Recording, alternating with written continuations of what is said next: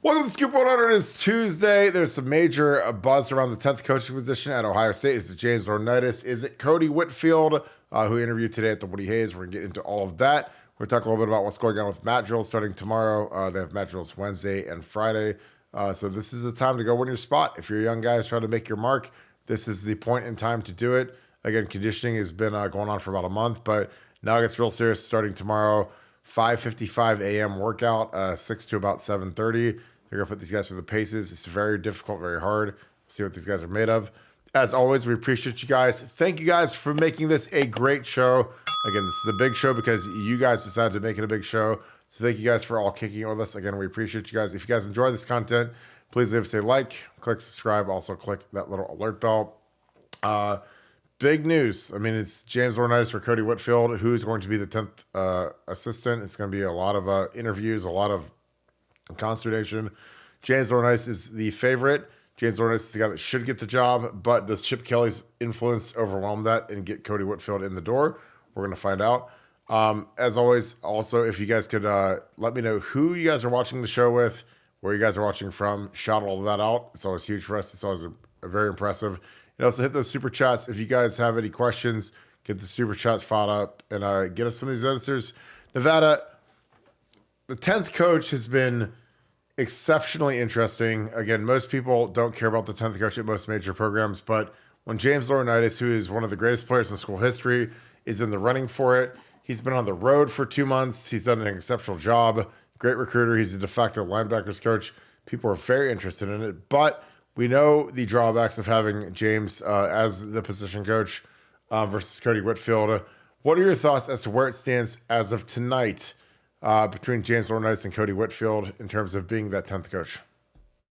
Well, I think it's all happening right now in real time, and when I say real time, I mean we could literally break this during this podcast. So like it's happening as we speak.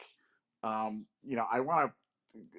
I'll take a little bit of exception with something you said. I don't think this is Chip Kelly's decision. This is Ryan Day's decision. This Ryan Day is on the line in 2024. He's got his career, his legacy. He's got a loaded team.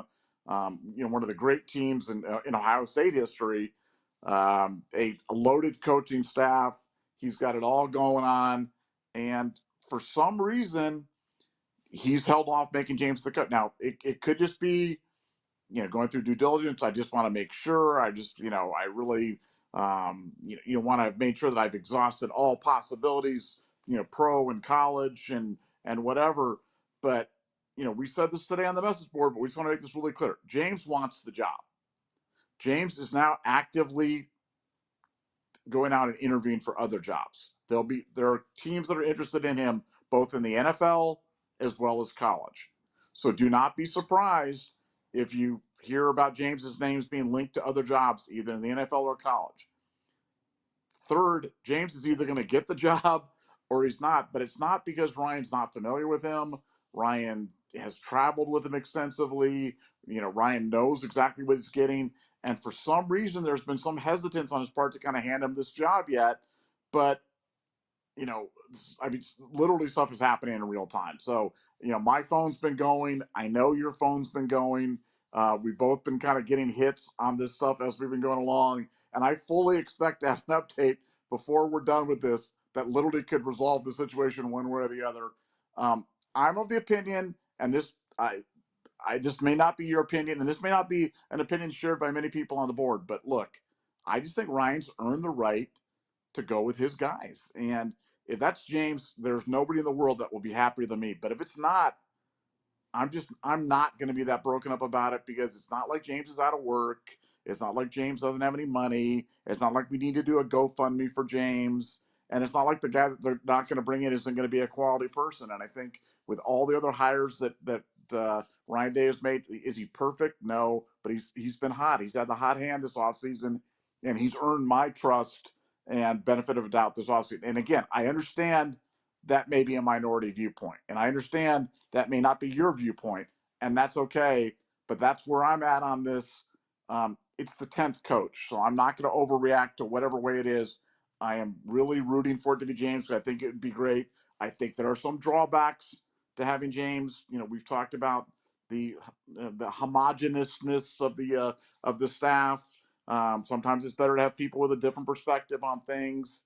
And for some reason, like I said, Ryan didn't just run right out and hire James, and that was. It seems like a no-brainer to me. It seems like a no-brainer to you, but for some reason, it hasn't been a no-brainer to Ryan Day. But that should all be resolved here. I mean, I really believe it's going to wrap up tonight. I think we're going to know tonight one way or another. Yeah, I mean they start matchups tomorrow, so they've got the whole squads out there running these guys through the ringer. Again, like he knows what James is. He's been with them for over a year now. He's been there since January of last year. He's been there recruiting. He's passed everything with flying colors. So if he doesn't hire him, it's confusing. But I also think you feel like you have to diversify your staff a little bit. That's the only thing that can hold James back is that we got rid of Perriano, we hired Matt Gariani, and if you do the math, we are one minority short. So that's fine. And again, that's part of the game, especially when you recruit in the deep South and you recruit Atlanta and some of these areas. Like you have to have the right number of minority coaches. But it'll be a devastating loss if we lose James. It could happen. He's a very hot commodity, and I think that he's a guy that, I think if he is named the 10th coach, I think there'll be a lot of fanfare, a lot of excitement around that. If you name Cody Whitfield the 10th coach, I think it's going to be met with some anger. And again, he has the right to do what he wants to do. This is Ryan's, this is his last stand. He has to go out. This team is loaded. He's got Chip Kelly. He's got everything he needs. And, this is a national championship or bust type season. So, if he wants to hire Cody Whitfield to be the special teams coordinator, he can do it. If he wants to hire James Laurinaitis to be special teams coordinator / linebackers coach, he can do it. So again, I trust Ryan Day because he's refigured this roster, and we've gotten basically the best haul of transfer portal guys that you could ever imagine with Caleb Downs, Will Howard, Quinshon Judkins, just like a laundry list of A-tier talent coming here. So, but it'll be interesting because James is from here, he lives here, his wife is from here, and I don't know if that is something that's held against him. That he's local versus not being a guy from here, but this is where he has roots, and and again, he's making $200,000 a year, so he's not starving. He's not making $17,000 like most GAs do. He's making like assistant coach money basically, but he wants to progress and start building his resume to become a coordinator. So it's like if you're a GA, you never get any ownership of what you do or what you accomplish, but if you're a linebackers coach and you've got a couple guys go first round, you can control the front seven. It's a lot different than being a GA. So it's going to be fascinating these next 48 hours because I think Ryan has to get this done. Like when he had Brian Hartline as an interim wide receiver coach in 2018, when Zach Smith got fired, Urban Meyer handed Ryan Day the whistle, and within the first week of him being a coach, he made Brian Hartline the permanent wide receivers coach. So he's not scared to promote a young guy, and Brian's the same age as James, and that was, I don't know, 5-6 years ago, 2018. When Urban stepped aside. I mean, this is 6 years ago, and he made Hartline the permanent wide receiver coach as a 31-year-old. So, they're both 37 years old now, and he's not sure about James. So again, I don't care what Ryan does. I hope that he employs James and makes him the 10th coach, but whatever he decides to do, he can do. He got Chip Kelly here. The portal's been unbelievable, so we'll see what we can do. Nevada, how are you feeling? Because again, we're starting winter conditioning. Like winter conditioning, you need to have all your coaches on deck. Most staffs right now are full unless they have somebody take off for the NFL. But most staffs have 10 out of 10 coaches get ready for winter conditioning. How do you feel with the starting match drills tomorrow with 9 out of 10 coaches? I mean, I guess maybe I'm not as concerned. Maybe I should be more concerned. But I look at other programs that are still trying to fill key spots or really trying to figure out what their roster is going to look like or who their players are going to be, um, and frankly, I think it's going to be settled. I really think that we're going to know here in. I think we'll know tonight. So I think we'll know by tomorrow who the 10 coaches are going to be. From Ohio State's perspective, as you said, they've reloaded the talent chamber, they've reloaded the coaching chamber. They've done everything perfectly. It would be weird to see Ryan blow it. It'd be like one of those marathon runners or triathlon runners. You run 125 or the 2 mile swim and 125-mile bike ride and a marathon, and then you collapse with like 100 yards to go. You don't make it to the finish line. So I feel like Dave's had a perfect off season, and I hope it continues. I think James would be the perfect hire. I think, like you said, I think it would be a hire that would really get people fired up, would really get people excited. But it seems so obvious that just something keeps nagging me that I'm like, what am I missing? Because it seems so obvious that it's all right there, yet Ryan isn't pulling the trigger. Ryan's not dumb. I mean, Ryan is a brilliant guy. So something is keeping him from making what seems to be the obvious move. But sometimes coaches don't do the obvious. Look at Shanahan in the Super Bowl where he didn't defer. He took the ball. So sometimes coaches do weird things on the field. Sometimes they do weird things off the field. And this would definitely be weird for sure. And we're not going to drone on about the Super Bowl, but like Nevada, how bad was that? Well, I mean, it was so bad, and just the idea that you rob yourself of the opportunity to use all 4 downs on offense to score. By taking the ball second. You take the ball second, you know what you need. You don't have to factor punting into the equation. I mean, there's all sorts of reasons why you take the ball second, and the fact that they didn't do that, just weird. But I mean, Shanahan's been part of the 2 of the biggest choke jobs in Super Bowl history, and that's becoming kind of his legacy right now. Is really kind of the guy that can kind of get all the way there, and then choke. There was a good analogy they used of the gambler, because before in the game we talked about this. He went on a 4th and 3, down 3, in the 4th quarter, which was crazy to me, and it worked. But it reminds you of that degenerate gambler that just keeps pushing his chips in there. And let me tell you what, having been in Vegas for a long time, if you keep doing that, eventually you lose. So yeah, it may work once in a while, whatever. But if you just keep thinking, I'm just going to keep putting it on black, eventually it's going to come up double green, and you're going to lose, and you're just going to be one of those sad sacks. So, like they said, it's not how much money you win in Vegas; it's how much money you take home. And he won a lot during the game, but then they couldn't take home the hardware. So, I totally agree. Well, Raymond Mitchell was got our first super chat of the night. Thank you for the 10. Attention, Scoot mates. This is a very good point. Vegas hasn't caught on yet. You can get Texas minus 2.5 for Scum on FanDuel. Now it's time to double your life savings if you can wait 7 months. Nevada, I mean, Texas is loaded next year, and Michigan's losing like 17 starters. Like, is this enough to put your life savings on? Is my question. Well, it'd certainly be something to look at. Some of those future bets are interesting. Ohio State's an underdog at Oregon, even though Oregon's going to be really good. But a bet like that, where you're only given a few points. I saw Michigan. I think they had like 18 guys invited to the combine, including 7 offensive linemen or something like that. So, I mean, look, I thought Michigan was a really good team this year, but I didn't think they were like some generationally great team. But 18 guys invited to the combine, including 7 offensive linemen. That's pretty impressive. I mean, that's a lot of guys, and it'll be interesting to see how they get treated in the NFL draft. But they lose a lot. Texas returns a lot, so that would seem to be a really, really good spot. You always in gambling, you want to get your money in good spots, and that would seem like a really good spot to get your money in for sure, no matter how far it is in advance. Yeah, because I mean, I think Texas will be a top 4 team in the country next year easily. They'll make one of the buy spots in the 12-team playoff. But they got Quinn coming back. They've got a bunch of new portal guys. They got a really good O-line. Michigan is going to be in week 2, replacing all 5 O-line starters, which is very difficult versus a front like Texas, because Texas has good edge rushers. They have good guys in the interior. So we'll see, but I'm excited. We might have to give Quinn a pair of gold pants. So I'll just say that. Big Cheese, thank you for the deuce. Nevada, gonna need that Burke Carton t-shirt. OH, Nevada. IO. We getting Burke Carton t-shirts made? Well, I mean, if we do, they're gonna have to be like really big, like 7XL or something like that. Oh my God, stop. What size do you wear? I mean, like, dude, I wear like double. Three XL, dude. Put down the London broil. Yes. You must like them like skin tight, like some sort of European model or something. Oh my God. I want to see your the thing. Put down the London broil. Put down the tonic water. Get down to a 3XL like me.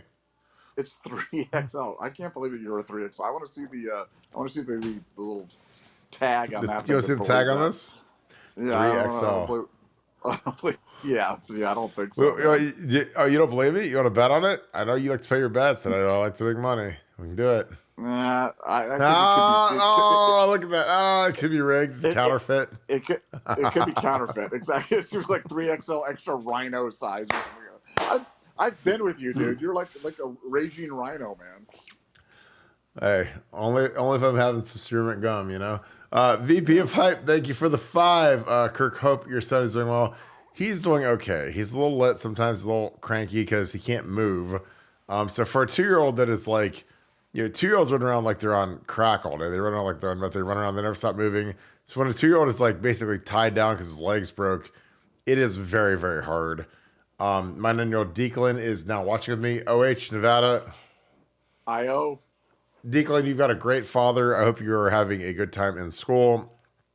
I hope you never break your leg. Because my poor little 2-year-old, man, he does not know what's going on, and it sucks because he's like beside himself right now. He is the most active kid on earth, and the fact that he's like, in a cast, really tough. And I love my little dude. He's a blast, and he'll be back in 5 weeks. So, again, there's a lot worse diagnoses you can get than a broken leg, but, when your kid is... I'll never take for granted my kid being able to walk around again, ever.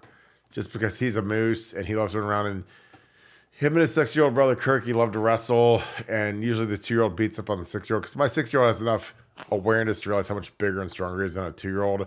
So generally he's the guy whooping them. But they were grappling around and slipped. And my 2-year-old, of course, snaps his leg in half. But he'll be okay.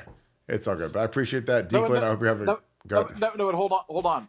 Now, didn't your Kurt gets all the duty at house right now because the wife is doing the taking care of the 2-year-old, so he has to go get food. So the 6-year-old orders chips and cheese, and he goes out there, and then he comes back, and they didn't pack the chips and cheese. And the 6-year-old accuses Kirk of lying, like he didn't order the chips and cheese. And I'm like, dude, man, Kirk, is that what your life has come to right now? That your 6-year-old accuses you of lying about the chips and cheese? Yeah, so like I went to Twin Peaks and like the people there are great. The people that work there are great. The service is great. Everything's great. I go there and legit, I bring home wings, a cheeseburger for him. I get some food for my wife. I get mozzarella bites, which are great. And they forget to pack the chips and cheese. So I unpack like 5 bags to carry out. And the girls that work there are awesome. They're like, we double knotted it. So we double checked everything. So I get home and we like tear all the stuff open, and Kirky gets a little cheeseburger, and I get my little, like I got wings that I'm not even gonna eat because I'll eat them later. And my 6-year-old, there's no chips and cheese, and my kid's like, that's his favorite food. He's like, Daddy, you said you ordered me chips and cheese, and you lied to me. And I'm like, I paid for your chips and cheese. They forgot to package your chips and cheese. But like, and again, like you guys have all been there, and thank God it's only 5 minutes away. So like, I buzz back over there. I'm like, ladies, like I know I ordered the chips and cheese because I get chips and I get cheese with like no queso or not no queso, no pico, no like nothing extra, no chili. Because a lot of places when you get chips and cheese at Buffalo Wild Wings or anywhere, it's like they put a little bit of chili in there, a little bit of queso, a little bit of chives, and my kid hates all that. If that's in there, it's like you put toxic waste in it. So I was like, just plain cheese and chips. And it's my kid's favorite thing in the world. So I went back and got it. And I'm telling you, like, my kid, Daddy, you lied to me. You lied to me. You said you got me chips and cheese. I'm just like, oh my God, Kirky, like, I love you to death. You're so hilarious to me. But so I had to drive all the way back.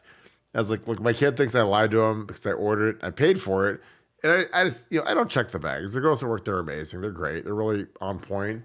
And they said, we double checked your food, Kirk, so you can take it back to your wife and your kids. And I get home, man, and my kid calls me a liar. So that was a lot less cool compared to this podcast. This podcast is way cooler than that. So my 6-year-old called me a liar today because I didn't bring his chips and cheese. But I went back and got it. So we won it all. Tony Turley, what's up, brother? The King of Toledo. Scoop Ultra member, thank you for the 20. Appreciate you, brother. Guys, I suppose it's obvious by now I'm old. but I watched him play. I was elated to say Randy Gratz make the Hall of Fame. Your thoughts? Well overdue. It's almost impossibly overdue, impossibly stupid. He's not in the Hall of Fame yet. Nevada, your thoughts on Randy Gratz being enshrined into Canton?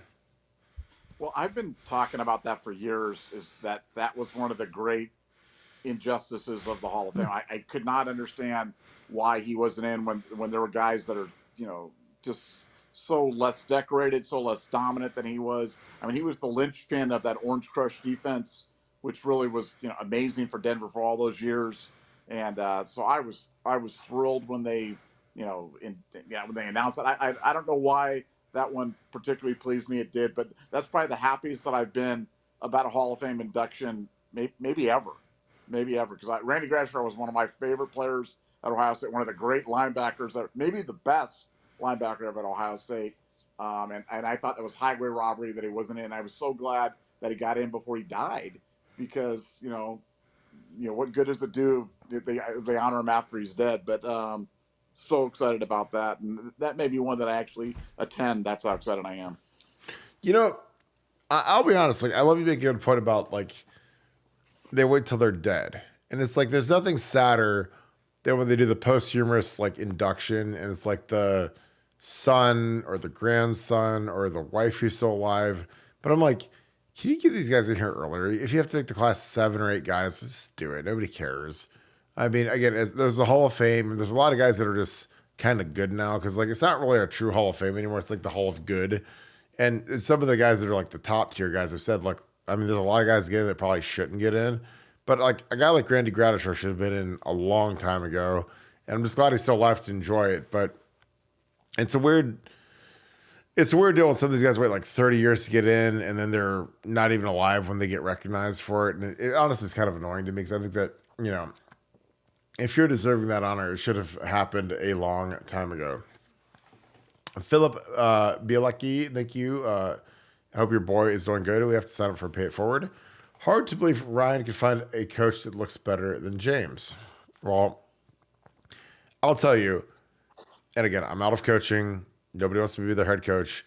But if I was a head coach, the first guy I'm calling is James Laurinaitis. And James is the guy that he does everything the right way. He works his face off. He's a monster, super smart, great recruiter.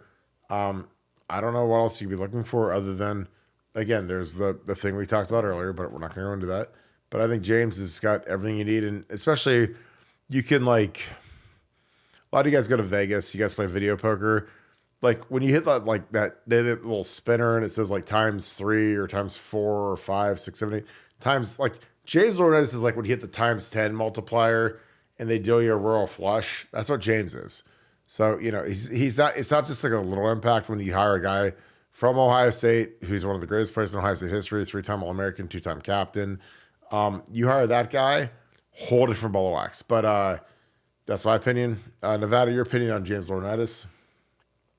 Well, it's weird because, they brought him over, if you guys understand the history of this, James had originally been contacting Ryan Day about coming to do something on staff, and wasn't getting responses. Literally was not getting responses. So he left.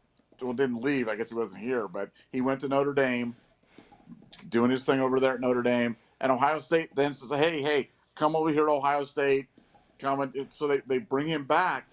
And it just seemed like they were bringing it back to kind of recognize, hey, we made a mistake the first time around. We're going to bring you on, and we're going to advance you into a full-time position. So if that doesn't happen, man, this is like one of the all-time weird pump fake, head fake outs, because why bring him back if you're not going to bring him onto a full-time position? Why would you bring him back in the first place? Why would you do that? And so I'm just hoping that it all works out. Sometimes it doesn't matter how many kind of twists and turns it takes you to get to the right result. As long as you get to the right result, I really hope and pray that Ryan gets to the right result, offers him the job, and we kind of move on from here. And I'm still cautiously optimistic that that's going to happen, but I'm very confident that it's going to happen soon. So stay tuned, whereas we should all know shortly. Yeah, it's honestly at this point when everything's been locked in, it's the question of the offseason. Pooh Beard 12, our resident urologist. If you guys need your pipes checked, call Pooh Beard 12. Is CK still demanding the O line be lighter / swifter? I think this plus CK's scheme could be benefit Josh Simmons with the speed / athleticism. Also, any word on if Chip Kelly would call plays from the box? OH, Nevada. IO. I don't know. Here's the thing. I felt like we were a little bit underweight last year.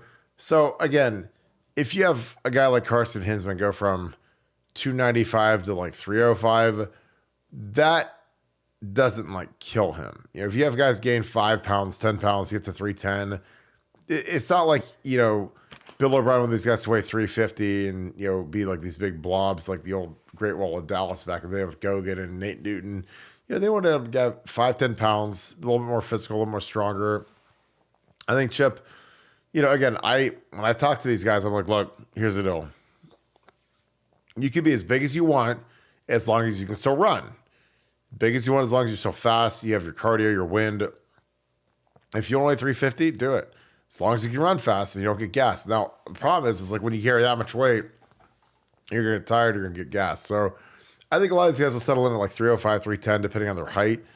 And I think that'll help a lot of these guys move because a lot of these guys are young and they're still progressing and filling their bodies out. So, I was 295, 301-ish maybe as a freshman. I get up to 310 as a junior. My senior year, I went down to about 304, and I was stronger but faster, leaner, quicker, all that. So, you have to find what's the right playing weight for you.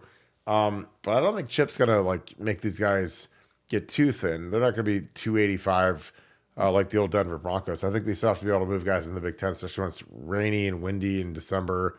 Home playoff game, you have to be able to move guys. Nevada, do you think Chip Kelly is going to get these guys lighter and swifter compared to Bill O'Brien? I think it's an open question right now. I know that was one of the little, I wouldn't say point of contention, but maybe a point of difference between Ryan Day and Chip. Ryan was looking for the guys to be a little bigger. Chip was looking for him to be a little leaner, a little quicker. Maybe having a little better cardio so they can go blur. They can do change speeds up a little bit more because he likes to move fast, and if you do that, it's hard to do that with offensive linemen that are sucking wind. And the idea is to make the defensive linemen suck wind, and that you're not sucking wind along with them. So I think we'll probably know more on that. We'll probably be checking with our strength and conditioning sources here over the next couple of weeks and kind of monitor how the guys are doing. But I know that was kind of an open point with Ryan and Chip. I'm not sure if that's been resolved yet, but that'll be one of the interesting kind of subsets of the winter conditioning. Totally agree. Emily Dudley, thank you for the 5. Is Mylan Graham still wide receiver for us?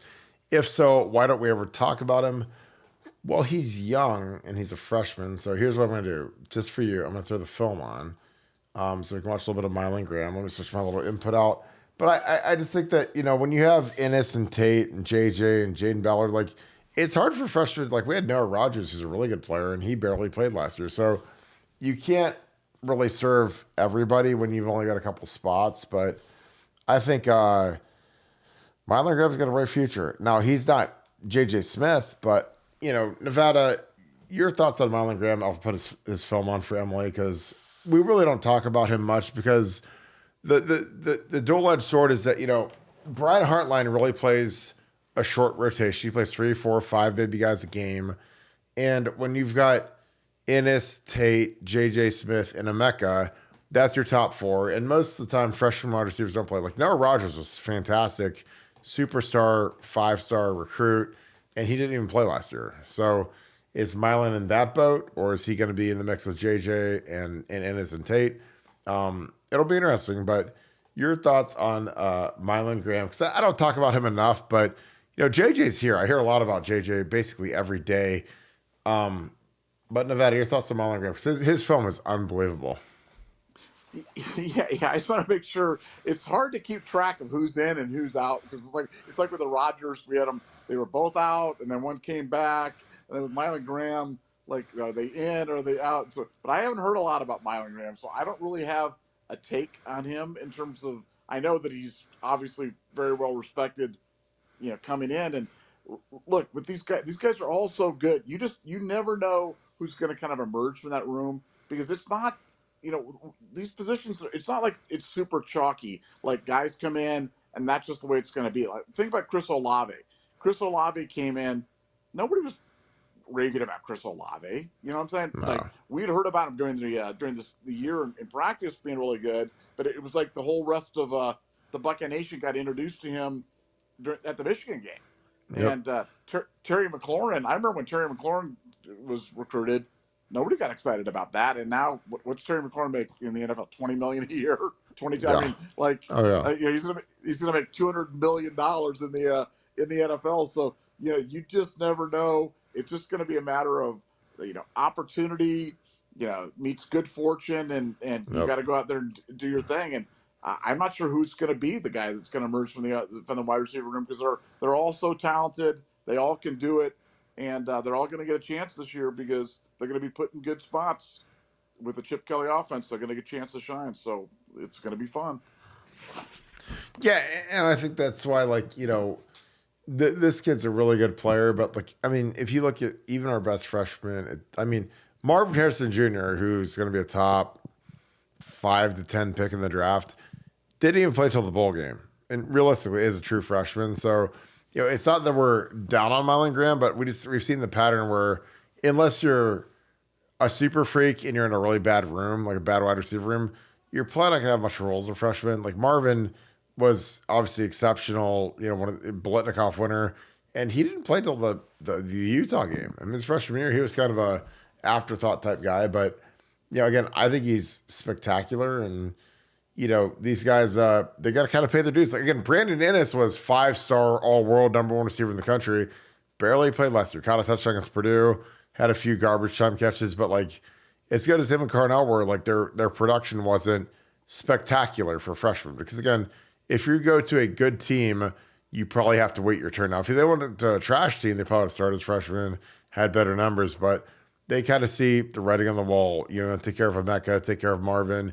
They saw Jackson Smith and Jigba go first round, so they kind of get the protocol of what it takes to be an Ohio State receiver and then eventually be a first round pick. Quentin Tucky, hold on. One other point on that. It was like last year. Remember, Carnell Tate came in early. Brandon Ennis, because they wouldn't allow him to come in early, Yep. kind of came in red. Same thing with Mylan Graham. Mylan Graham's not going to be here till June. You know what I'm saying? Yep. So is he going to be behind the other guys that were able to come in, early? Yeah, probably. Is that just qualitative of first year success? Certainly not, but it certainly puts you in a tougher spot than guys that have been able to go through winter conditioning, spring football, summer. So it'll be interesting to see when he hits campus what we've got there. But I mean, he's got as much raw ability as anybody in the class. And maybe not named J.J. Smith, but he's 5-star talent for sure. Yeah, and again, missing winter is devastating for his potential to play early, just because it's a loaded room and he's not going to have the playbook until August, and he'll be learning the plays in training camp when JJ already knows the plays like the back of his hand. So it's really tough to not be here for January conditioning, because the guys that are here now it's almost like by the time August starts, they'll feel like they're sophomores instead of freshmen. But guys that show up in June will still feel like freshmen. They haven't been through the whole conditioning role. They don't know the plays. They haven't been through spring ball. It's a big deal. Quentin Tucky, thank you for the 10. Appreciate you, brother. If we can play fast with tempo and be like the Golden State Warriors of football, I'm cool with that. Get the staff around him. He needs Louisville in the house. Nevada, can we be the Golden State Warriors of football? The old Warriors, probably. Yeah, I mean, Chip wants to go fast. I mean, it's kind of an interesting thing because people think of Chip Kelly's offense, and I don't think they really realize how much he likes to run the ball. I mean, he loves to run the football, and Chip loves to run the football with everybody. He loves to run it with wide receivers. He loves to run it with slot guys. He loves to run it with running backs, and he sure as heck loves to run it with quarterbacks. But the only thing he likes as much as running the football is going fast. So it's going to be fun. I don't know if we're going to be when I think of the Golden State Warriors, I think of a team that's taking like deep shots and like the Daryl LaMonica mad bombers throwing the ball down the field. I'm not sure we're going to be that team, but I know we're going to go fast, and I know we're going to be We're going to be put the running backs and guys in good spots, getting them on the outside where they can use their speed, their God-given abilities one-on-one against defenders, and that's where guys like Quinshon and Trey are really going to feast. And I think their numbers, if you can bet any types of over totals for those guys, those are the guys to look for, because I think those guys are going to be the biggest benefactors of the Chip Kelly scheme. Is going to be Quinshon and Trey. Totally agree. Buckeye Blitz, it's a great question. Thank you for the 5. What is your typical game day like as a player from the time you wake up till the time you're allowed to leave the facility? So a game day Saturday. Nevada, do you want to take this one first or you want me to take it? I think I'll let the former All-American take this one. All right. So the schedule varies by the game start. So if it's a noon game, that is optimal. Again, you guys can throw tomatoes at me. You guys can beat me to death when you see me. I love noon games, and noon games are the greatest thing ever. As a player, as a coach, it's the greatest thing ever. So you guys can throw, when you guys see me in public, you throw tomatoes at me, throw bricks at me, throw batteries at me, whatever you want. But noon games are the best. So generally for a noon game, we get up about 7, maybe 6:45. They come beat on our doors, wake us up, make sure we're awake. We throw on the sweatsuit. We go down to breakfast, eat breakfast. Then we have a walkthrough where we walk through all of our plays. And then after that, it's like go upstairs, get showered up, put your suit and tie on. Then you have final position meetings across the Blackwell or the Road Hotel or whatever.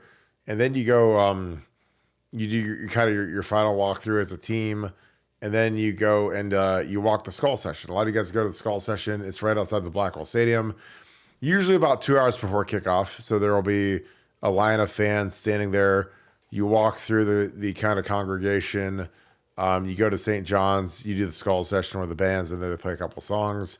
And then you keep walking along to Ohio Stadium. And then it's go time. It's funny. I was always the first guy at the front of the team walk. And again, I like to be up front because I don't want to step on his feet. But the most important thing about a team walk for me is I want to be the first guy in line, the guy right next to Trussell, or whoever at the very front, because when you get in the stadium and you walk down the ramp, and when I played in 07 back when we were amazing, we played the Sopranos theme song, which is my favorite show of all time. I love Tony Soprano.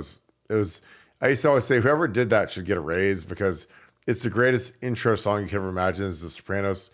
And a lot of the guys probably didn't even watch the Sopranos. The Sopranos is the best show ever made. So I'd walk in, the first guy next to Truss. And the reason I want to be first is because as soon as I went up the ramp, you guys see the ramp that they all run out of. It's like a big tunnel now. I would literally walk right into the training room, and I would be the first guy to get my ankles taped. So a lot of you guys that are athletes or non-athletes, you have to tape your ankles before you do a football game, basketball game, whatever. So the problem is if you're not the first person to get your ankles taped, because I always wanted to get Bob Sweeney or Doug Callender, our 2 top trainers. I'd usually have Bob tape my ankles because Bob was the best. Love him to death. He's probably listening. I love you, Bob. And if you aren't first, then there's a big line that forms. It's like when people run into Disney Studios in Orlando and they run right to the Star Wars rides that are a 4-hour line. They run right to the front. So if they get on first, they get to wait for 2 minutes and they're on the ride immediately. That's kind of what it's like with the ankles. Because on Saturdays, when there's 120 guys that get their ankles taped, you can have an intern tape your ankles, but when you're a starter and you're that dude, you want to have the best guy possible tape your ankles to make sure that's tight. So I was always the first guy to get my ankles taped in the entire team because, I wasn't taking any chances having some, sophomore intern tape my stuff. So I was always at the front of it. And then I'd just go chill in the locker room. I'd read the program, get my back adjusted by Ray Pongonis, who's the greatest chiropractor ever. He'd set up a table in our little shower area, and he'd crack everybody that wanted it. And it was I'd never been adjusted before I played college football. And when he did that, I was like, this is the greatest feeling in the world. He'd oh, it's really going to break my neck. But he hit my neck, my back, shoulders, and he'd crack everything. So by then I was ready to go get stretched out and get ready to roll. So there's my game day. Nevada, I would love to know your game day experience and how much it is on par with what I used to do for games. Because I know that you probably had to get up, probably had to get a waffle, maybe a little bit of bacon. Get your Brutus, get your Woody Hayes black, Block O hat on. What was your game day routine like, Nevada? Well, see, I was always coaching, so I'd coach my kids, and I'd go. And one of the big we had like a 7:30 a.m. game, and I took my kid there, and we're getting ready. We're going through the stretching and the drills and everything, and it's like 7 o'clock, and my kid tells me that he's got to go to the bathroom, but that not it's just not like number one. He's got to go number two, and so I have to leave the field with him and find a place for him to go to the bathroom. And that's like my always memories, just like, dude, you got to get up earlier. You got to get up at like 5 Oh, a.m. and go to the bathroom before you think, because you go down to the field. That's the worst feeling in the world. Like nobody oh yeah. today. My one son's a runner. He had to call me today. He's like 7 miles away from home. He's like, Dad, can you pick me up? I have to go to the bathroom right now. And can you pick me up? So I literally have to drive to pick up my kid, the runner. So like, look, you're stretching and getting taped and getting this, and I'm driving to pick up my kid, the runner, because he's got to go to the bathroom. So we all have our own little rituals that we have to go through there, Kurt.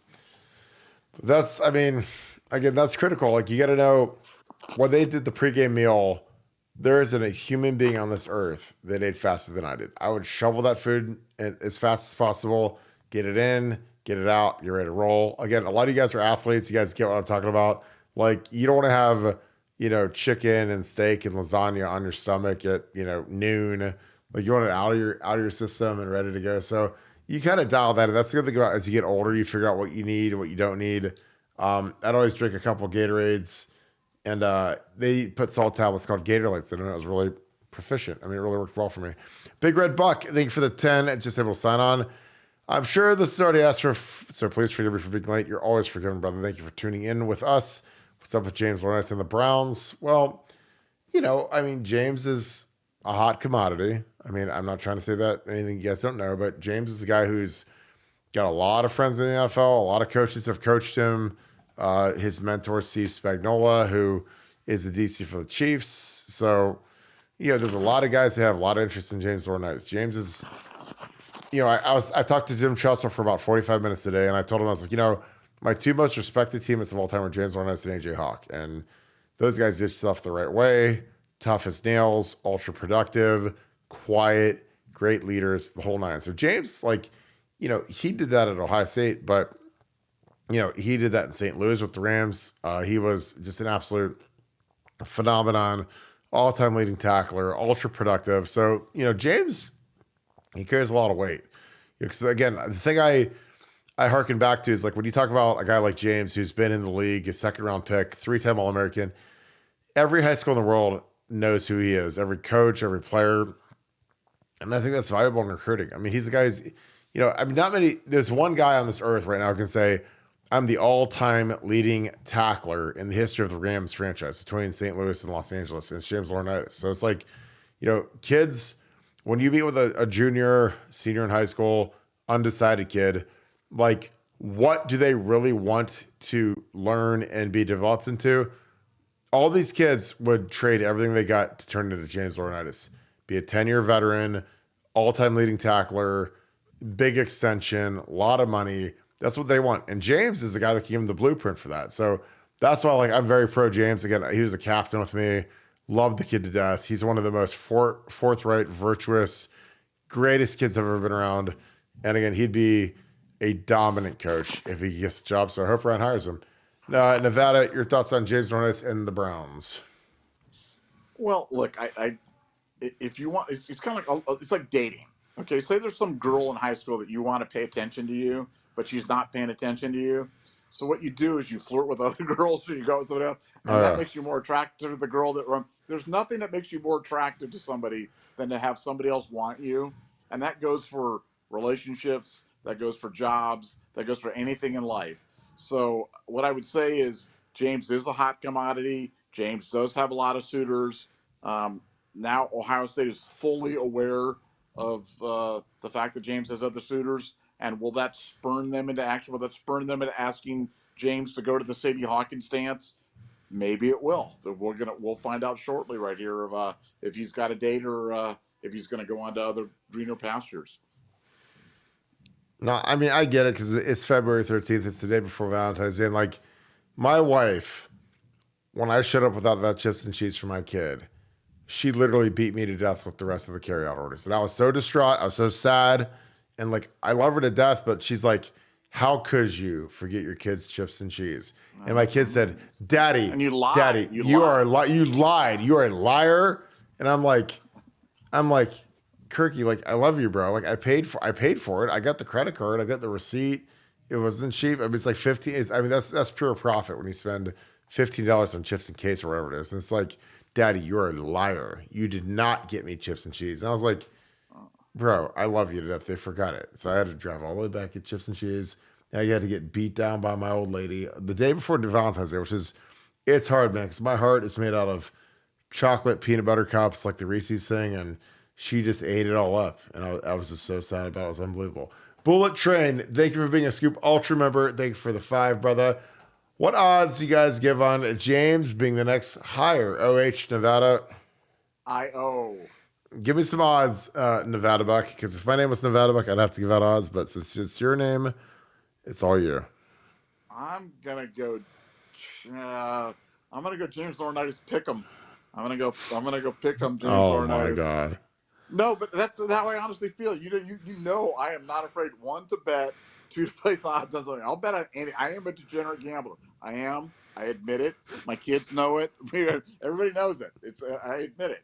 But I'm not giving him. He's not plus money, but he's not minus money either. I think it's Pick'em James Laurinaitis versus the field. That's all I got it handicapped.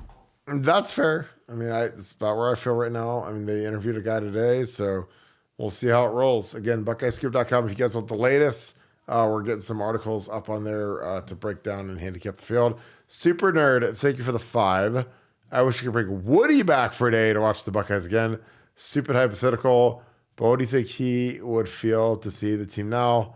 Well, Woody was very, very anti-throwing game, so as much as we're chuck and duck on offense, I think he'd have a heart attack. But he would love him some Trey Henderson, some Quinshon Judkins. He'd love Mickey Marotti on the toughness. But I just think Woody, if he saw modern football, he'd probably have a stroke just because it's, I mean, players have nice cars and nice things. And you guys see, like, Woody Hayes is a guy that, like, refused to raise as a college football coach. Like, don't want to raise, country's struggling.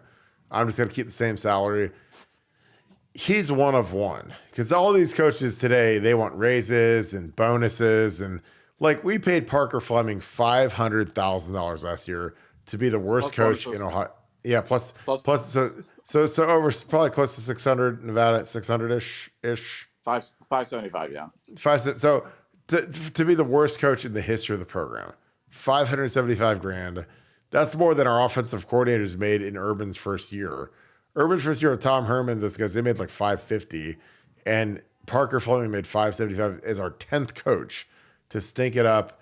And Ryan extended him, which again, Ryan, he's like an oil heiress that's got daddy's credit card spending that money, but really a dumb extension, and everyone in the world knew it except him apparently. So, but what do you think, Nevada? If Woody came back today, what would he say about the program? Yeah, I'd be interested to see what he thought of NIL and some of the other things right there. But yeah, Woody was one in a million. You guys, as you're all aware, my mom worked for Woody. Woody paid for 2 semesters of her school when she couldn't afford it. So I've always got a soft spot for Woody Hayes. He's always been kind of an icon in our home, and yeah, I mean, football's changed. A lot of it's for the better. A lot of it's not as good. But everything we have is because of guys like Woody Hayes at Ohio State. So I'm forever grateful that I got a chance to watch him coach. Yeah, I think Woody's the GOAT. And again, like when someone actually turns the money down for the embetterment of the program, that'll never happen again for the rest of our lives, ever. Because these guys, like, they want extensions. They want more money. It's absolutely crazy. Akeem, the Dream, Treasure the Torah. He's got Scoop Ultra. He's got the wrench. Kirk, stay golden and strapped up. Let me grab the golden strap. Because when Torah says stay strapped up and stay golden, we get the strap out. So I appreciate you, brother, as always. Thank you. I must say tonight is feeling extra great. The Buckeye Scoop chat is super litty tonight. The entry right now is love to my brother, Ohio 7715. Who has it better than us? Nobody. Are you stealing a Michigan thing, Tor? Come on, Akeem. What are you doing? The Harbaugh thing? Dude, I love you. You're the best. But who's got it better than us? Well, we have it better than Michigan. I know that for sure. Nevada, your thoughts on Torah bringing the heat per usual? Tora definitely bringing the heat, definitely moderating the chat, which is a thankless job. So I appreciate that so much, more than you'll ever know. As for the Michigan reference right there, yeah, that's I love you, Torah. You're the best. yeah. Right now, Michigan. The latest I've got on Michigan is they're starting to get a little conciliatory about things. They're starting to kind of read the room a little bit better than they have in the past, and I think they're starting to kind of figure out that maybe their antagonistic tone with the Big Ten, with the NCAA, was not the right move to make. And it might be a little late for that, but it's kind of like those guys that are on death row and then they find religion. You know what I'm saying? Like, I think that's kind of where Michigan's at right now. I think they're like a dead man walking, and they're trying to do anything they can to stay the execution, but it's coming, boys. Like I shut up the convent, but now I'm reading, Galatians and reading Revelations and reading Matthew and the books of the Bible. Even though I shut up the congregation. Like, okay, that works. Let's go to regrets. Thank you for the 5. Thank you for being an ultra member as well. I've always wondered, is it against the rules for Milan or other players enrolling in summer to get the play/film to study before arriving? It is not against the rules. And I know that like Brandon Ennis was up here a lot for spring ball last year. Excuse me. When he couldn't physically participate, but he was in the meetings, taking notes, getting mental reps as much as he could do legally. He was doing it just because American Heritage did not allow him to graduate early. So, he tried to figure out the best way to do it. Obviously, a lot of direct flights from Miami to Columbus made it real easy. But no, I think Brian Hartline or whoever his grad assistant is probably tutoring Milan on the plays right now. But there's nothing like physically doing it. And like, he needs to line up against Davidson and Benosin and, the guys that are corners to really get tested out more so than just reading a play sheet and getting the plays. Because you have to physically do it to really get the techniques down. But he's got a bright future. Nevada, your thoughts on Milan Graham learning remotely? Well, I want to ask a question of you actually on this, just because it's related to this, but kind of different. I know when we had James Peoples at bowl practice, and he was there watching the bowl practice, and this, did some school like last year have like a kid that would actually like participate in the bowl practice? Or I remember reading something about that, and I thought it was really weird. Like, how is that even legal? How could they even do that? It has to be something that's graduated early, but like Julian Sayin practiced for Alabama this year, getting ready for the Michigan game in California. Wow.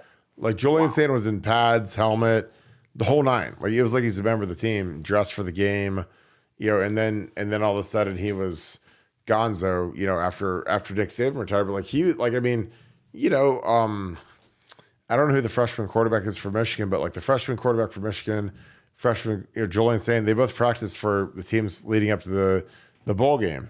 And again, I don't know how that works with the calendar or what the deal is, but we've seen that before where guys can graduate and they can participate and get some bowl practice in. And, they're not usually thrown into the fire. Like they're not running with the twos. They usually don't even scrimmage. They do individual work, but it is a nice advantage to get eyes on your quarterback when he's still a freshman early and he can go through bowl prep and learn the game planning kind of scheme and get a little feel for the week.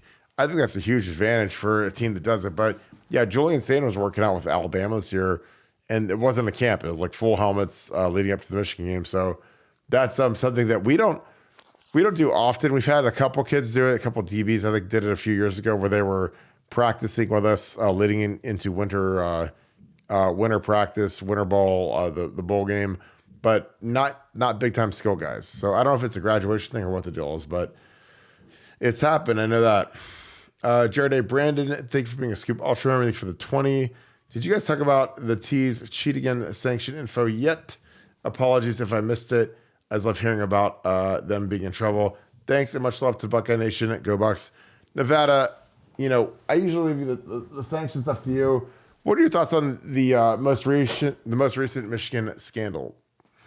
Yeah, no, just as we were just talking about, I mean, the latest is really that Michigan is kind of starting to reach out to the Big Ten and seeing what they can kind of do to mitigate the kind of the issues, and that's been something that's been a change. That's something that up until now they've been they've threatened litigation. They haven't made people available for interviews. Staff members have left without doing their NCAA interviews, which they're obligated to do even if they leave. Stallions being one of the most notable, but that goes to all the coaches. So now Michigan's trying to reach out and trying to see if they can make people available, if they could do things that that you would normally associate with the school that was cooperating. But I think it's just a little too little, too late at this point.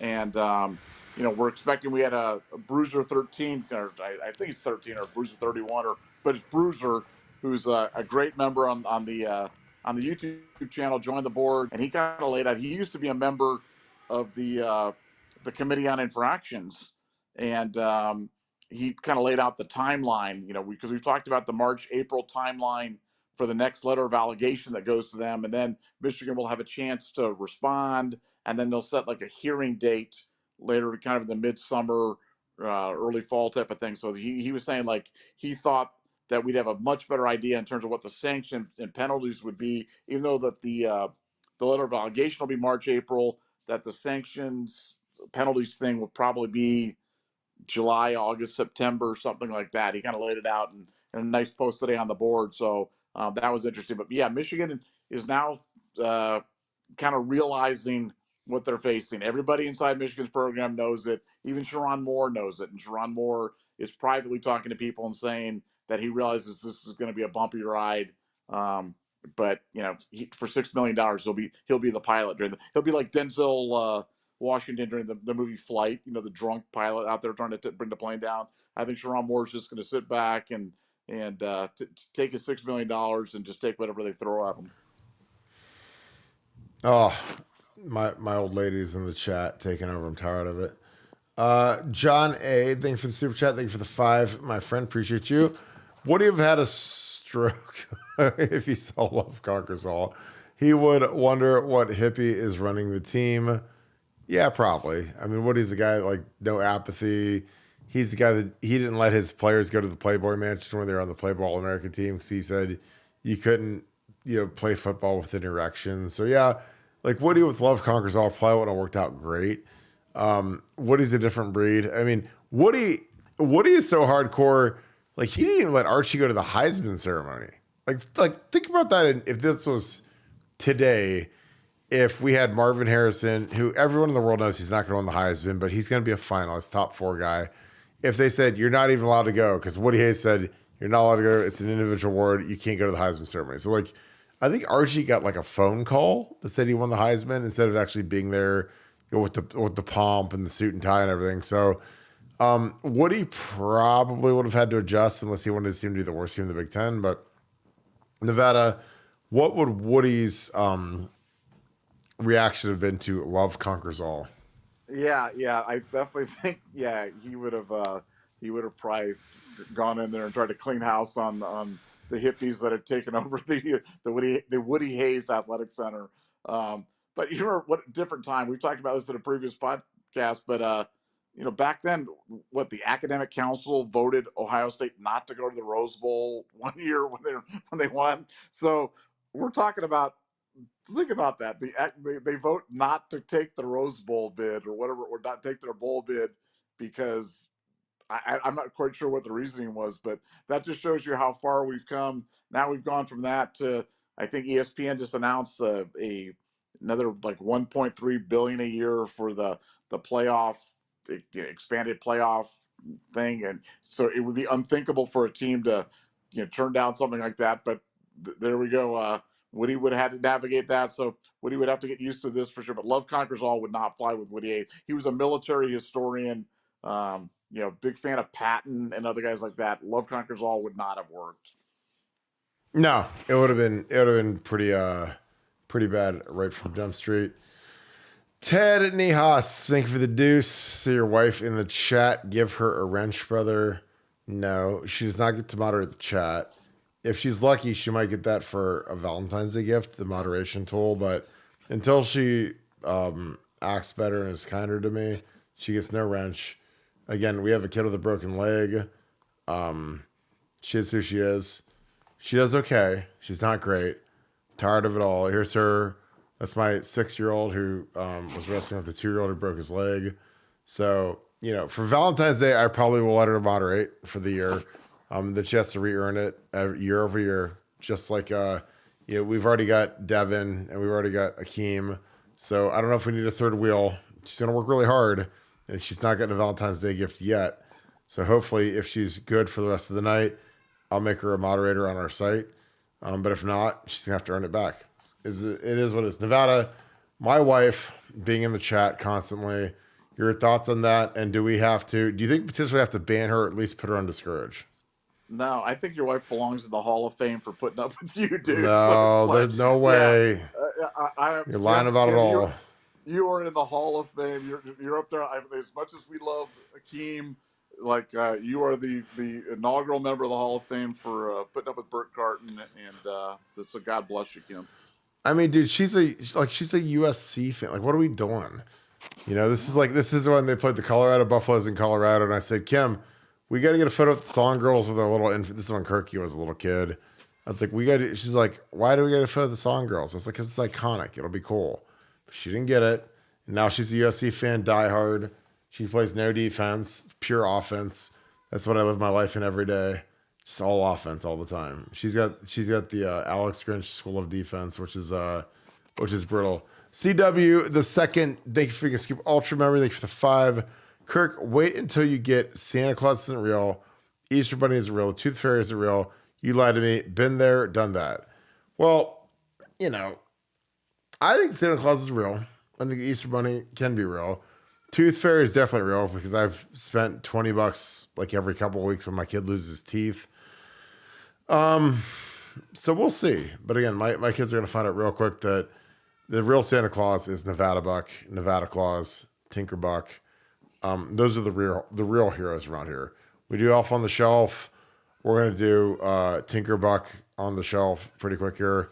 Nevada, your thoughts on Santa Claus not being real, Easter Bunny not being real, and Tooth Fairy not being real? Yeah, no, I believe in all that stuff. I'm holding on to that to the bitter end, and I just hey, if I can get used to Love Conquers All, I can get used to the Easter Bunny being real, and I can get used to. I mean, I would have never believed that Love Conquers All would be the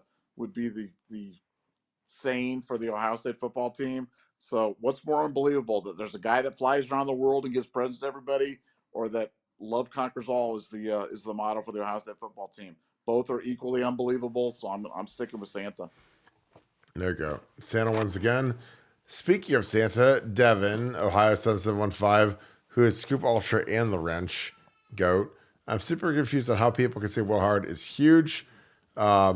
I get that he can be better. Haven't we seen enough of K-State experience knowing that we will make him better? Will's a huge upgrade in my opinion. OH, Nevada.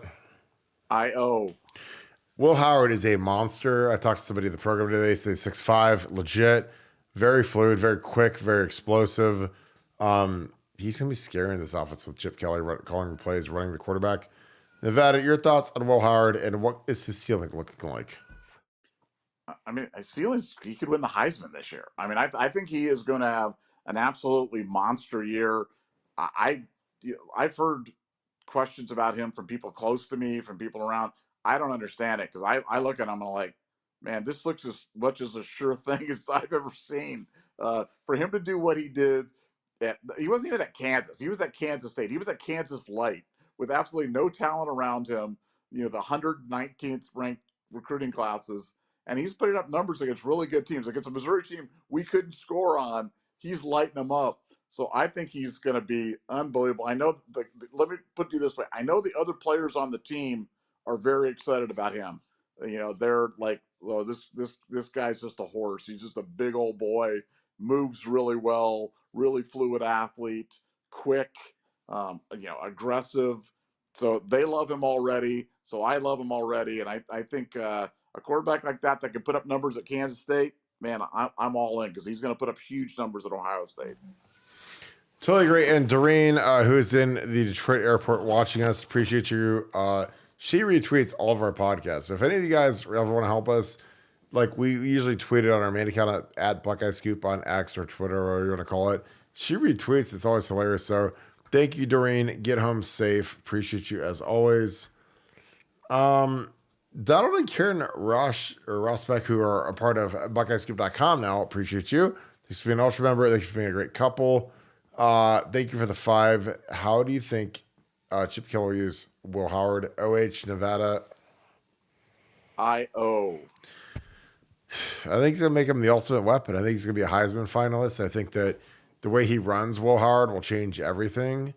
So that's my opinion. I think that Chip Kelly is going to use him like Marcus Mariota. Marcus is quicker, but Will Howard is way bigger, way tankier.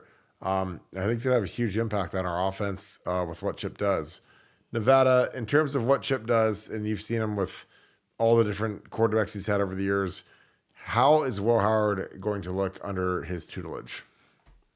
I mean, like you said, he's going to look like a Heisman finalist. I mean, he's going to be a devastating weapon. You got to remember, Chip's never had pieces like this. Never. He's always had to kind of cobble it together with guys from, St. Louis High School in Hawaii, or, guys from here from junior college, or some kid that he was able to grab out of Texas or something like that.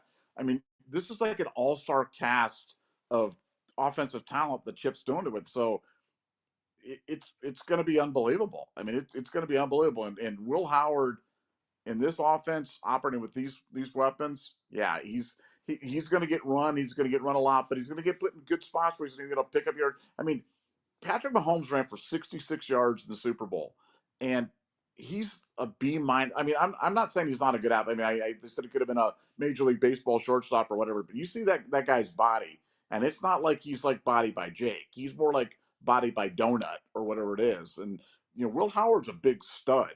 So I think that for Chip Kelly's going to use him properly, use him the right way, but it's going to provide a huge constraint to the defense, because the defense is now going to absolutely have to respect every time he's out there in the field that he may carry the ball. And that changes everything for the Ohio State offense in 2024, and long overdue. I can't wait to see it. I'm the same. Yeah, it'll be amazing. I'm excited to see what Chip Kelly can do. Jim Foster, thank you for the 5. I guess love conquers all is better than Michigan's motto, cheating conquers all. Great show. It's close. I mean, cheating is bad, but, love conquers all, and then getting, ran over isn't good either. But Nevada, does love conquers all, is that better than cheating conquers all?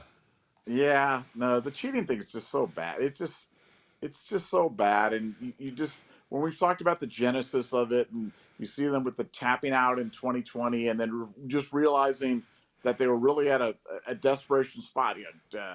Jim Harbaugh's being asked to slash his salary 50%. The program's circling the drain. So what do? They go on the biggest cheating scandal in college football history, and they turn it around. And they're able to, dodge bullets. They're able to win some games, turn some things around, get some momentum, have a bunch of 6-year guys in their program, 44 seniors, and steal a national championship out the back door, and then everybody bolts. So it's just it's all about kind of where you want to be in life. And as a person, I'm always looking forward. I'm always looking forward to what's my next fun trip? What's my next fun vacation? What's my next kid's game? How's the next season looking? And as an Ohio State fan, I'm looking at that and I'm kind of going, man, I cannot wait for this year. 2024 is going to be one of the all-time fun, probably the funnest year that I've ever had watching college football, with the expanded playoff, without the angst of worrying about slipping up along the way and having it all kind of flushed down the drain. And as a Michigan fan, what are you looking at? You're looking at just darkness. You're looking at, we cheated, we got caught, and now we're just this descent into Hades, and we're never going to come out of it. So which way am I? I'm happy to be an Ohio State fan. They can have their tainted, soon-to-be vacated national championship, because in the end, cheating never works out, and they're going to get theirs. I totally agree. Sean Rollins, thanks for being an ultra. Thanks for the 20. Salute to all the service members. Appreciate all of you service members that are part of this program, that watch this program, that potentially could be away from your loved ones on Valentine's Day tomorrow. We appreciate your service. Thank you so much for all you do. Again, all of our super chats, all of our super ultra memberships go to Pay It Forward. All of the proceeds from our t-shirt shop are going to Pay It Forward as well. So again, we appreciate you guys. We're taking care of the troops, and our numbers are growing dramatically thanks to you taking care of the troops. It's been fun signing a lot of these people up, getting to know them. Ellen Dietrich, thank you for the 555.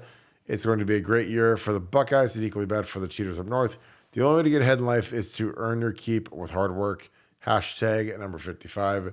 Nevada, I totally agree with that because, again, nobody's working as hard as us right now, and it's all paying off. But your thoughts on that? Yeah, I mean, look, it's an allegory for life. You're right. You can't cheat. You're never going to cheat your way to the top, or if you do, you're gonna have to pay the price at some point. And Michigan, I mean, they cheated. There's just no that they've cheated. They know they cheated. They admitted they cheated. They've been caught cheating, and it never works out. So I think it's a great lesson for everybody. I think it's important that the NCAA do punish them severely, just so that this type of behavior, they send the message that something like this can't be tolerated and that you can't win by doing this. And I think that's the message of all punishment. That's really the basic message of all, like, incarceration and other things that they do, for criminal law, is they want to make the penalty so punitive that, because people aren't inherently good because they're good. They're good because they fear repercussion. Well, college football, they got to fear repercussion. You can't allow cheating and allow people to go out there and just do it, and not have the hammer of Thor come down on them. And I think it's coming. Totally agree. John A., thank you for the 5. Hopefully Nevada will scout Chris Henry Jr. at Matter Day in person this year. That is going to be very interesting. Chris Henry Jr., the best receiver in the country for his age, has transferred to Mater Day away from Cincinnati. Nevada, you think you'll see Slim Jr. this year? Oh, for sure. Well, and like I said, I'm a proud graduate of Redlands High School out in Redlands, California. And I was laughing on the board today because Mater Day insists that they don't recruit. They, like, oh, we don't recruit. Oh, my God. Kids just come for that parochial school education and blah. You got kids coming from all over the country, and it made it especially satisfying when a bunch of country kids from Redlands, which is like the middle of nowhere out in the Inland Empire, would go out there and beat those parochial schools. And nothing was more satisfying than that. But yeah, Mater Day got a really good one, so I'm definitely going to watch him play this fall for sure. Yeah, that's a great get. Papa Sean, thank you for the 5. Appreciate you. How often did a kid who coaches didn't know about camp and impress coaches enough to get a scholarship, other than Terry McLaurin? Not super often, because with the internet and with the network of high school coaches, generally you have a pretty good idea of who's showing up and who's going to be kind of on the radar. I can't remember. Yeah, I ran the camps for 3 years with the offensive line, and I don't remember a single kid that I'd never heard of showing up and dominating. Tim Gardner was a kid we took in 2012. He would have been the 13 class. Had a great camp. I mean, he was killing Tyquan Lewis, who's an NFL player. Was kind of a fat kid, kind of a guard. We wanted him to lose 20 pounds before Friday night, like he did. Did everything right. And unfortunately failed a drug test before he got to Ohio State, and Urban kicked him off the team. But, most of the time with Huddle, the internet, with just talking to coaches, with coaches going on visits, trying to get guys to camp, you kind of know everybody that's coming. So it's very rare. I bet back in the day, even when Terry was there, it was probably a lot more, I guess, acceptable to have some hidden gem show up and ball out versus today, where it's there's so much media and coverage. It's really hard to hide nowadays versus back in the day. Nevada, obviously you could go back in the Wayback Machine 25, 30 years ago, where I'm sure kids showed up to camp, nobody had ever seen them, heard of them. But in modern times, man, with the internet, with social media, with Snapchat, Instagram, there's video, YouTube, there's video of these kids all over the place. Never used to exist. But how many times have you ever heard of a kid showing up to camp that the coaches hadn't heard of, and they ball out and get a scholarship. Yeah, I'd say coaches never heard of, virtually never. But I mean, all kidding aside, I mean, you were that kid that had to go out there and earn his keep through the camp system and go out there and ball out. And when you went out there, like, nobody's looking at you and thinking All American, tree in the grove, one of the greatest tackles to ever play, captain, 4-time winner against Michigan. So I always look at you as being like the ultimate, like, Ohio player that we want on the team, because you were just not going to take no for an answer. And you didn't have, I mean, how many times did you go to camp at Ohio State to earn that offer?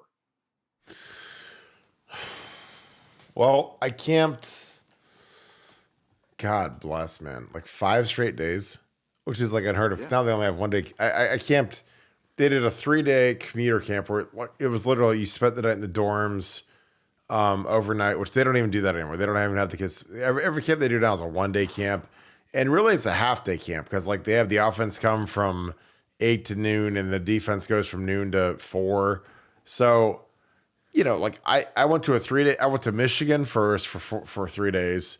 They had a 5-day camp. I went to 3 days. I went to Ohio State for 3 days. And then I went to advanced camp for 2 days, like all stacked together. So it was like 5 straight days of camp. And it was because I wanted to learn how to pass block before. Like I wanted to go to Michigan, learn how to pass block, go to Ohio State for 3 days, learn how to pass block.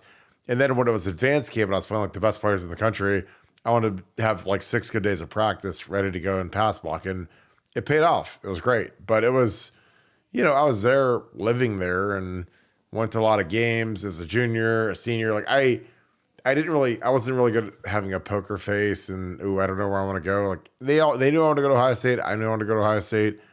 I knew that I could play at Ohio State. But, when you show your hands and you're at every game and you're in love, like they take that against you. So they can say, well, we can slow play him and see who else we can offer. And it's funny because like they offered a guy named Joel Haller, who was like a 5-star guy out of Pennsylvania. He weighed like 400 pounds at the Big 30. He was terrible. I mean, he was absolute trash, garbage. And, this is the guy they offered who's, again, that's why like I laugh when they rank some of these O linemen 5 stars because he was a 5-star. And we played against him in the Big 33 and they put him at left. Pennsylvania played him at left tackle. And I'm not even kidding, he weighed 380 pounds. He was so slow. He was so bad. He was so trash. He's a nice guy, I'm sure, but like he wasn't me. And so I was like, that's the guy that Ohio State offered before me. Like that's the guy that could have committed before me. Come on. And then they offered some other guys that were national guys and they were trash, like Andrew Bain.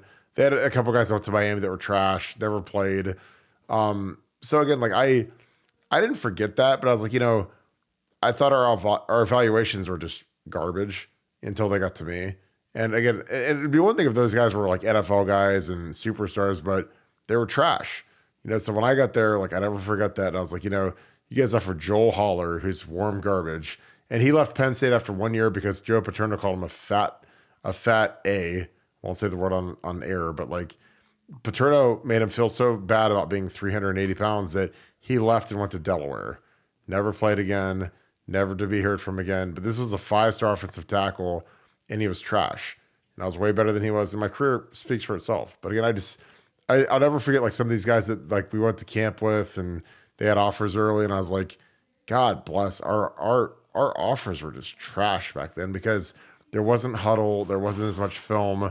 And again, most of the people that evaluate offensive line play, even today, are total idiots. They're morons. Again, like I make the comparison, like, if I started a hockey podcast today, and I said, hey guys, I'm Kirk Barton, played at Ohio State, drafted in the NFL, whatever.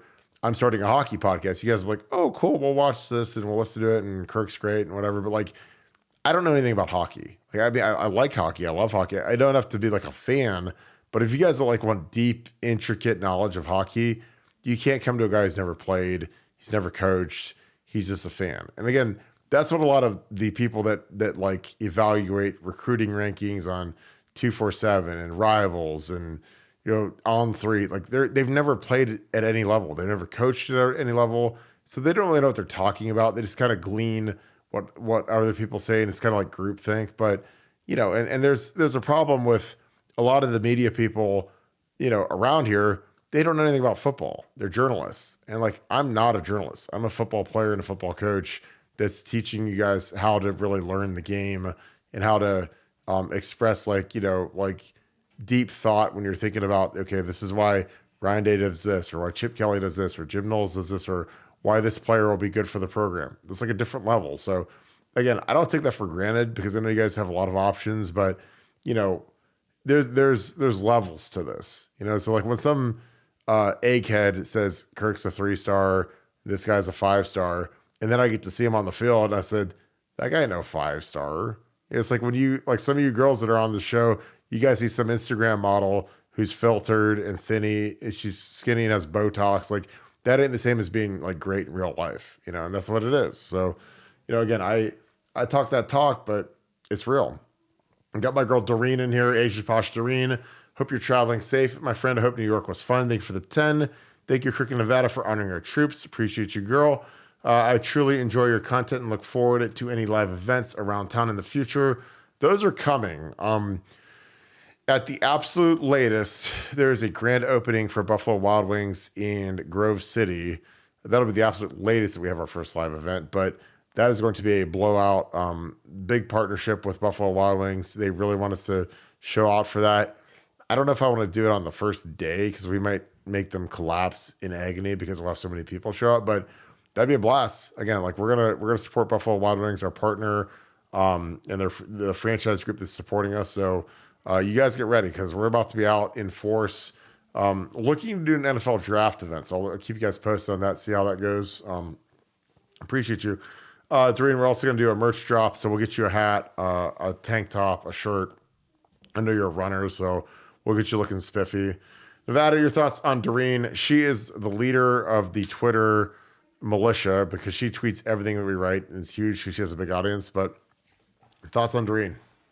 Well, thank you so much, Doreen, for doing that. That's like so kind. And for everybody else that's out there, if you are on Twitter and you can retweet our stuff, it helps out so much when you do that because it populates it to people that the people that's in your network. It kind of helps the stuff kind of go viral. And the show, the website, everything's been growing so fast right now because of this. And as we said, if you like this hour and a half, 2 hours, whatever we do every night, the other 22 hours a day, we're on BuckeyeScoop.com. So think about joining on that. If you like this, if this is fun for you, if you're like, wow, I really enjoy this, but I don't really know what a message board's like, I'm telling you, you'll love the message board because it's just like this, Yeah. except for it's typing, but it never stops and it goes on and on and on. But Doreen, thank you again so much for that help. Those retweets are so valuable. And like I said, for you other Twitter people out there, just hit that little retweet button and it certainly helps us out and we appreciate it. Yeah, and thank you so much for spreading the good word. Again, we're growing because of you guys. This is a great show because of you guys. So thank you guys for all of your participation. Thank you guys for helping us out. As always, thank Devin and Akeem, aka Tora and Ohio 7715. They are our wrench brothers, the guys that keep that chat nice and clean. So make sure you show them love because those are my boys and I appreciate them. Beach Buck, thank you for the 5. How close was Gene?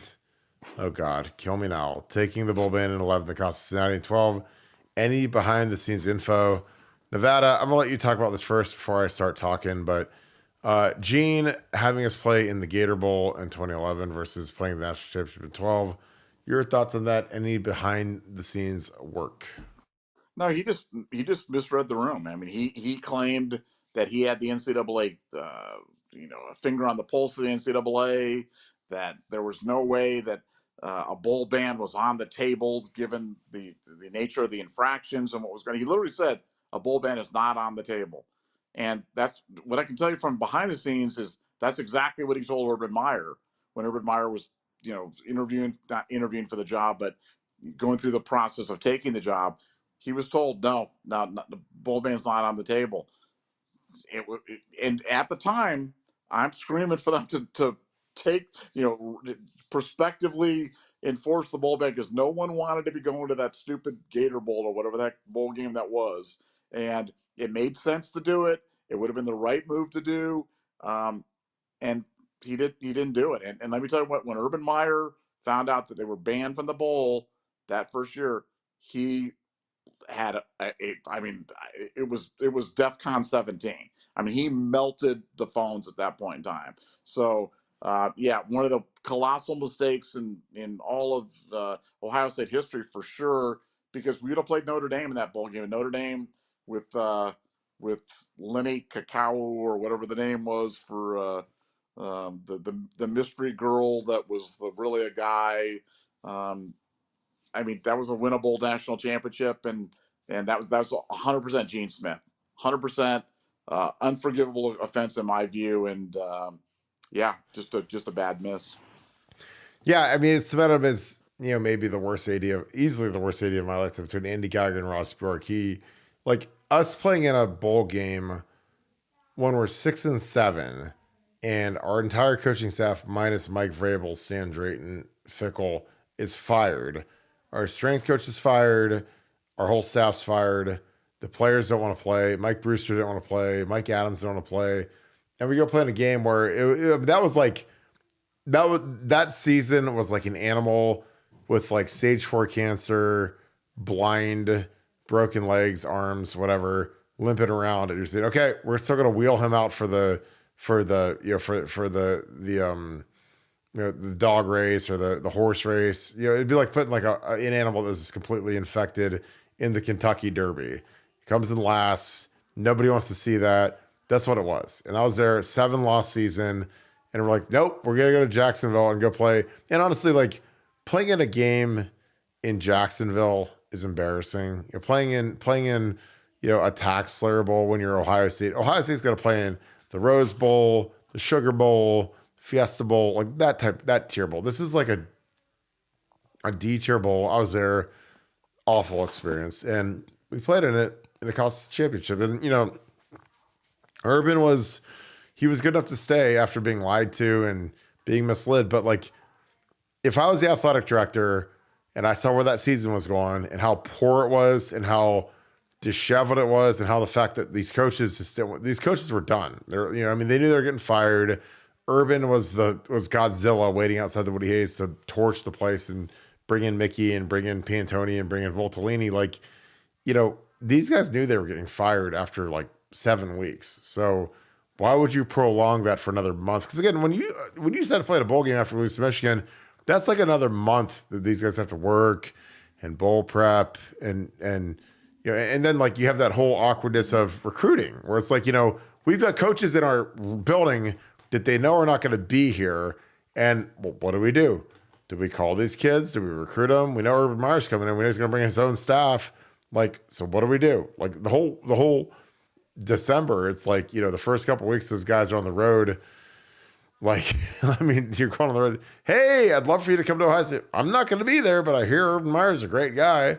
Yeah. So you put these people in this like really awkward, terrible spot. And again, I don't forgive that kind of stuff because this is so stupid. If you have a brain and you understand the room, you just cut the season off. Hey, let's take our lumps. Let's end the season now. We'll see what we can do next year.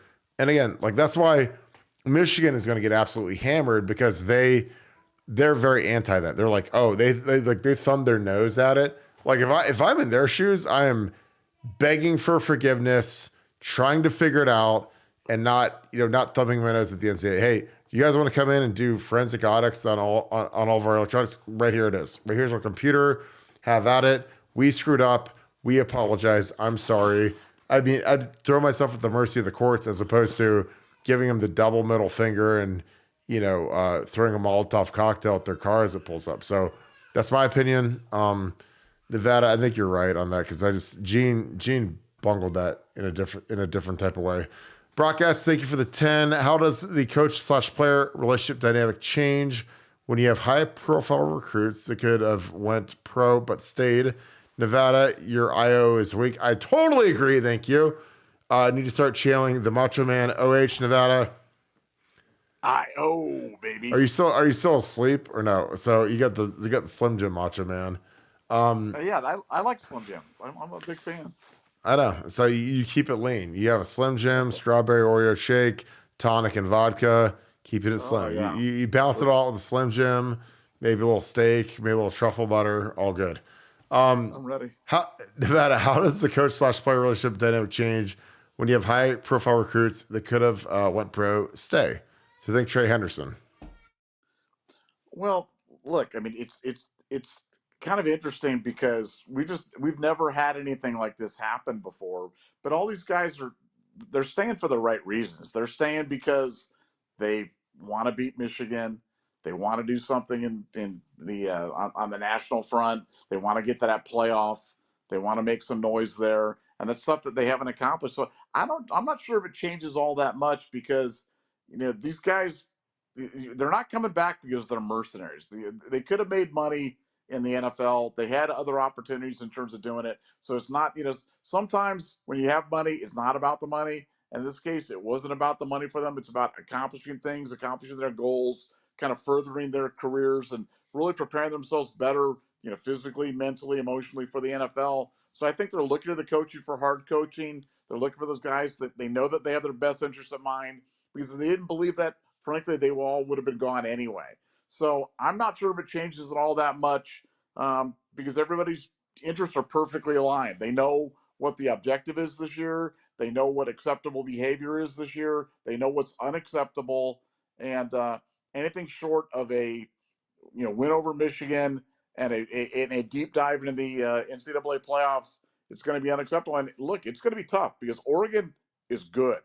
And we're probably going to see Oregon twice this year. We're going to see them on their thing, and we're probably going to see them again in the Big Ten championship game. So, our schedule is no joke.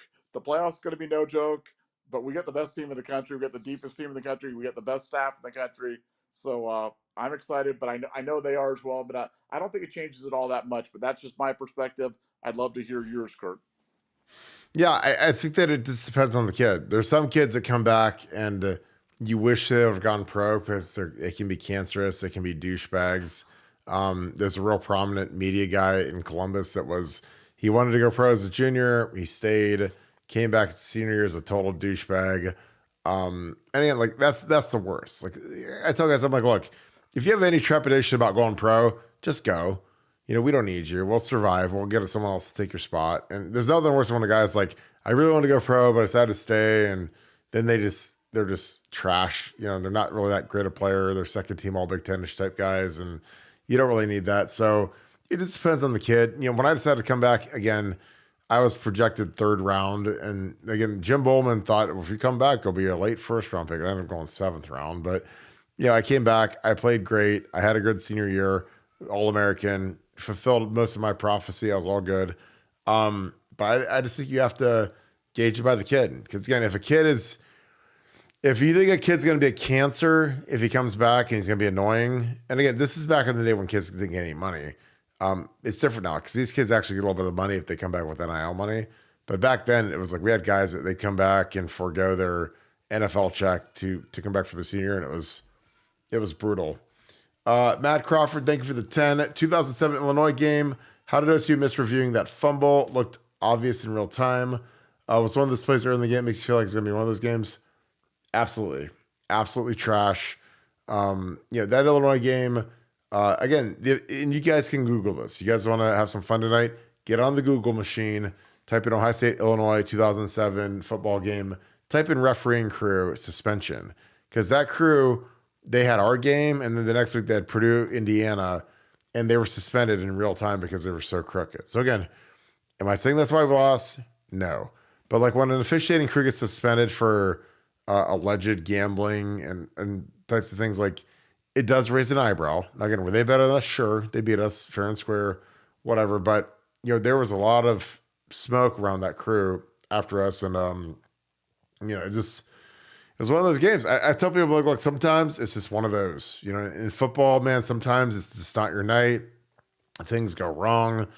Things stack up, and then it turns into an avalanche, and that was one of those nights. But, Nevada, your thoughts on the 2007 Illinois game?